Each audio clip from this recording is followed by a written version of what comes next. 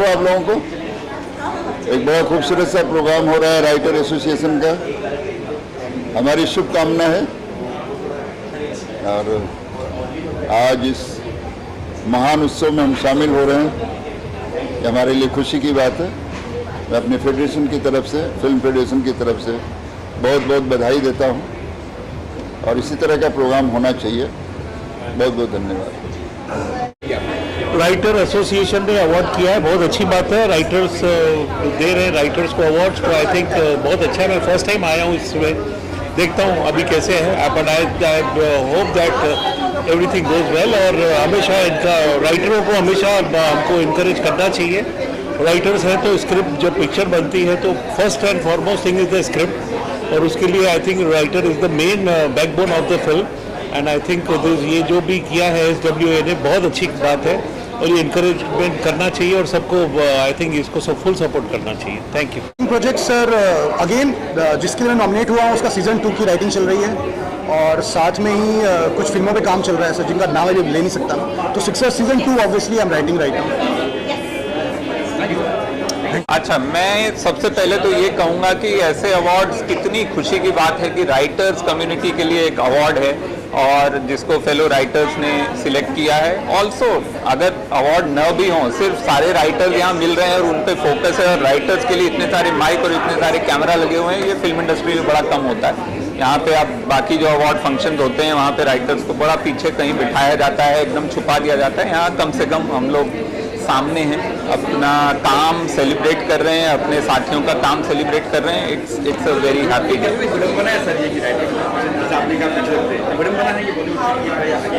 ये विडंबना है, लेकिन हमारा जो सिस्टम है वो स्टार ओरिएंटेड है और वो बदलने में, वो बनने में बहुत साल लगे हैं, उसको बदलने में भी बहुत साल लगेंगे। और अगर कोई बदलना चाहेगा, कोई बदलना भी नहीं चाहता, आई थिंक सब खुश हैं। और हम राइटर्स जो हैं, हमारी कलम में बहुत ताकत है, लेकिन हमारी आवाज़ जो है, हम लोग थोड़े से हम्बल लोग होते हैं, उतना लड़ते नहीं हैं अपने लिए। दूसरों के लिए लड़ना हमको आता है, अपने लिए लड़ना नहीं आता है। तो हम लोग अपना हमने छोटा सा ये अपना अवार्ड फंक्शन बना लिया है कि हम इसमें, तो हमारा हक है, हम अपने हक के लिए अपने साथ खड़े होंगे, बाकी जो होगा होगा।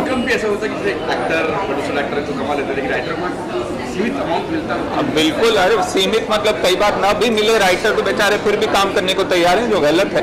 लेकिन इनकम में तो बहुत बड़ा गैप है। बाकी इनकम से ज़्यादा मुझे लगता है राइटर्स को जो एक ज़रूरी है जो चीज़, इज्जत, वो देने में पैसे नहीं लगते हैं। सॉरी, इज्जत देने में पैसे नहीं लगते हैं।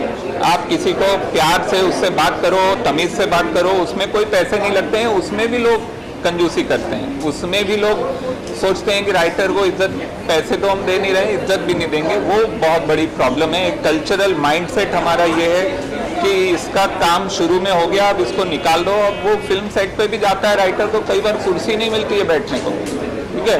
और वही, जबकि आपकी लिखी हुई कहानी पे वहाँ फिल्म बन रही है, डायलॉग आपने लिखे हैं जो बोल रहे हैं बड़े बड़े स्टार। तो बट आई फील चीज़ें बदल रही हैं SWA की मेहनत से, IPRS की मेहनत से। ये ऑर्गेनाइजेशन जो है ये स्ट्रांग हुई हैं और इन्होंने अपना हक सामने रखना शुरू किया है, जिसकी वजह से चीज़ें बदली हैं। And I am very happy about that. अलग यहाँ से गदर दोनों साथ में आ रही है, क्या लगता है?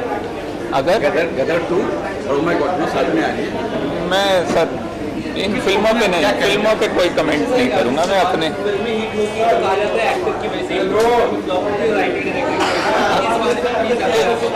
हाँ, फिल्में हिट होती हैं तो सबसे ज़्यादा क्रेडिट आपका कहना है कि एक्टर को मिलता है, जो सही बात है कि ये सच है, ये सही नहीं है। सही में ये होना चाहिए, अगर फिल्म हिट हुई है सबका क्रेडिट है, उसमें writer, director, actor, editor, composer, सबका हाथ होता है, तभी एक अच्छी फिल्म बनती है। और जब खराब फिल्म बनती है उसमें भी बहुतों का हाथ होता है। पर मैं कहूँगा अगर खराब फिल्म बनती है तो उसमें सबसे कम जिम्मेदारी राइटर की होनी चाहिए, क्योंकि बहुत सारे लोग हैं जो इसको इंटरप्रेट कर रहे हैं। कई बार हम लिखते कुछ हैं, डायरेक्टर बनाते कुछ हैं, और फिर उसके बाद उसका म्यूजिक खराब होता है या डिस्ट्रीब्यूशन खराब होता है। So many things.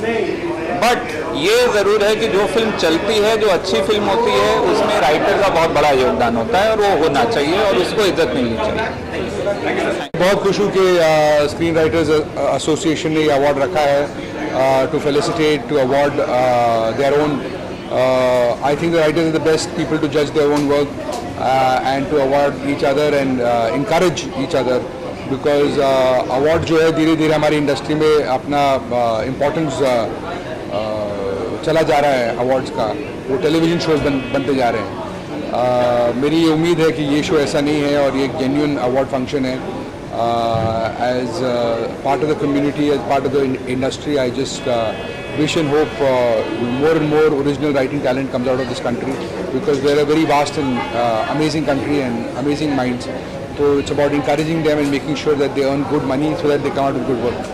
ऐसा लगता है कि राइटर को इतना महत्व नहीं मिलना चाहिए जैसे एक्टर को मिलता है जी, अब तो थोड़ा थोड़ा समय बदल रहा है और ऐसा नहीं है कि राइटर्स को इम्पोर्टेंस नहीं मिलती है, और मिलनी चाहिए और कामयाबी मिलनी चाहिए। एक्टर से बहुत कम कंपैरिजन किसी भी क्राफ्ट का होता है, बिकॉज एक्टर का चेहरा होता है सामने, तो आपका प्रोडक्ट जो है या आपकी फिल्म, आपका सब्जेक्ट, आपका वेब सीरीज़ वो एक्टर के चेहरे से पहचाना जाता है। तो वो एक बात है कि मतलब उनके चेहरे पे चीज़ें दिखाई देती है और पहचानी जाती है, तो उसका एक एडेड एडवांटेज है, बिकॉज जब फेलियर भी होता है तब उनके चेहरे पे ही होता है, तो सबसे पहले तो उससे उन्हें इफेक्ट होता है। तो definitely writing is the backbone, like all other crafts that are involved, and yes, definitely we should encourage them more, and more and more good original talent should be coming out of India very soon.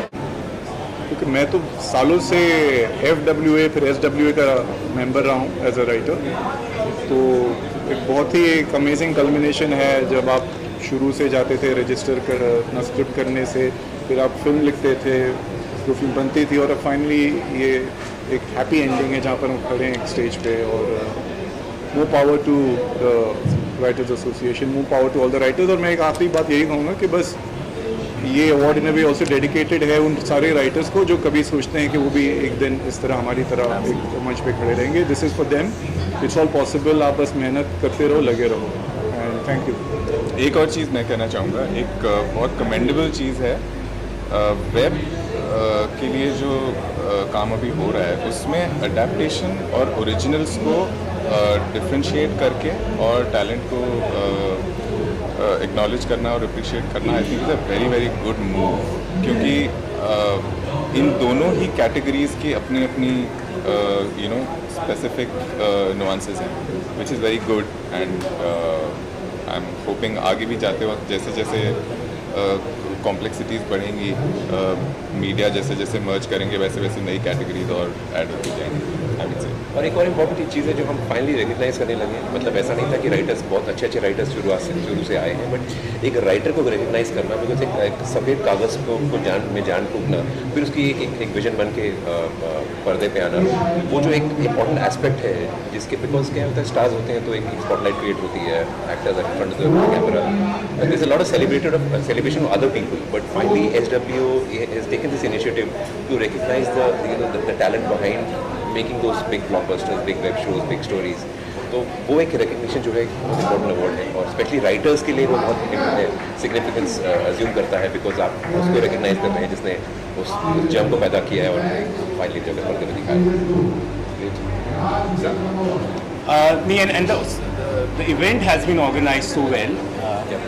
बहुत ही मुझे इस बात की खुशी है कि क्योंकि हम काफ़ी पॉपुलर अवार्ड्स फंक्शंस में जाते रहते हैं, it's usually chaotic and it's a mess in the way, but बहुत ही अच्छी तरह से ऑर्गेनाइज किया गया है शो।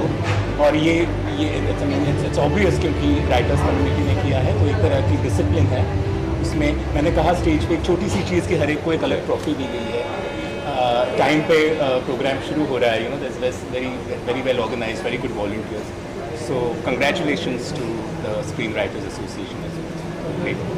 No, I feel जैसे जयप्रत ने भी एक वर्ड यूज़ किया पॉपुलर, आई थिंक बहुत एसेंशियल है, बहुत इंपॉर्टेंट है कि पॉपुलर को क्वालिटी से सेपरेट करना, डिफरेंशिएट करना बहुत ज़रूरी है, जो कि I think it could only have come from the SWA, because ज़रूरी नहीं है कि आपके पास वो सारा इंफ्रास्ट्रक्चर हो जो पंप करके आप एक स्पेस तक जा सकें, पोजिशनिंग दे सकें अपने आपको। कभी कभी होता है एक शेयर क्वालिटी होती है, एक प्योरिटी होती है, न्यूआंस होती है, और आप उसको एक एक रिस्पेक्टफुल रेवरेंट दर्जा ही देना चाहते हैं। आप नहीं चाहते कि आप एक रेस में घुसें, और वो I think SWA he acknowledge कर सकता था कि हाँ ये लोग उस रेस का पार्ट नहीं है, but yes quality still there, that hard work is still showing up.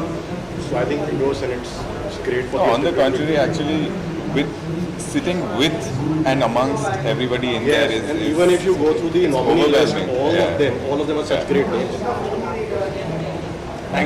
मुझे बेस्ट लिरिक्स के लिए मिला है हमारे गाने ऐसे क्यों को, जो कि मिसमैच सीजन 2 में था, और उसके लिए मुझे बेस्ट लिरिक्स का अवार्ड मिला है।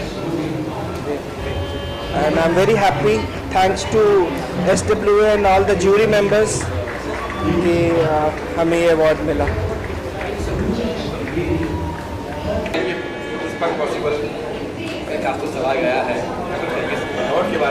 Pushpa impossible has been a wonderful journey. हम सब बहुत खुश हैं। पुष्पा की स्टोरी, स्क्रीन प्ले और डायलॉग सबको अवार्ड मिला है, and it just goes on to show that ये शो बहुत ही ज़्यादा पॉपुलर है लोगों में, और हम खुश हैं कि हमारे काम को SWA ने सराहा है। जैसे आपने अंदर कहा कि सेकंड हिट कचवा जाता है, ज़्यादातर कहा जाता है कि टेलीविज़न राइटिंग आपको बर्नआउट कर देती है, क्योंकि रोज़ आपको एक एपिसोड चर्न आउट करना होता है, रोज़ 22 मिनट का कंटेंट आपको जनरेट करना होता है। एक बार एपिसोड टेलीकास्ट हो जाए तो आपने जो कुछ लिखा है वो दूसरे दिन की रद्दी हो जाती है। तो ये सही चीज़ नहीं है मेरे मानने में। अगर आप अच्छे से शिद्दत से काम करो तो टेलीविज़न राइटिंग बहुत ही अच्छा रियाज है, और आपको ट्रेन कर देता है किसी भी तरह की राइटिंग के लिए।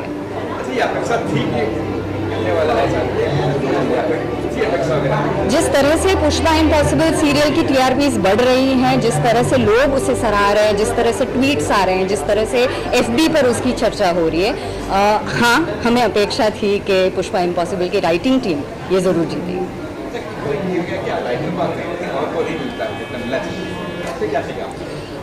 नहीं, मुझे नहीं लगता ऐसा कि राइटर को महत्व नहीं मिलता, क्योंकि जब भी आप देखेंगे तो किसी भी चीज़ की शुरुआत जो होती है, किसी भी क्रिएटिव चीज़ की शुरुआत जो होती है, वो एक कोरे पन्ने से होती है। उस कोरे पन्ने को अपने आइडिया से, अपनी कल्पना से एक राइटर भरता है।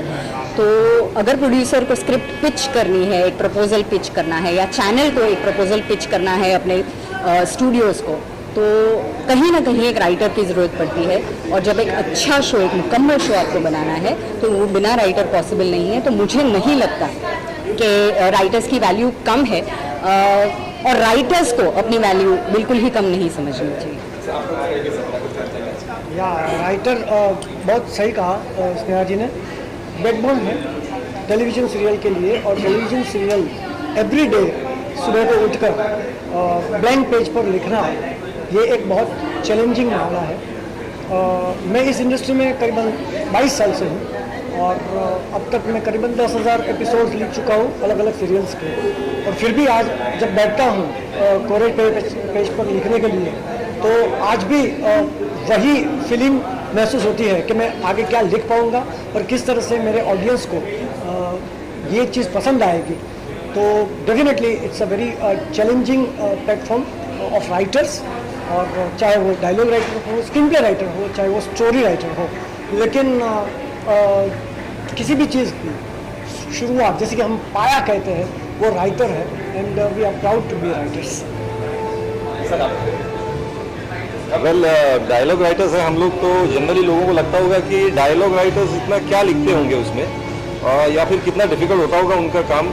लेकिन ऐसा होता है कि स्क्रीन प्ले से जब हमारे पास आता है डायलॉग डिपार्टमेंट में, तो वो ऐसा होता है कि एक स्केलेटन में एक उसमें फ्लैश डालो, उसमें उसके प्राण डालो, वो शायद डायलॉग राइटर करता है। एक पूरा खोखा बन के आता है, तो वो बहुत इंपॉर्टेंट है वैसे। तो डायलॉग राइटर को भी ऐसे सराहा जाता है, वो बहुत अच्छी बात है, और खासकर SWA ने किया है तो वो एक ज़्यादा मायने रखता है।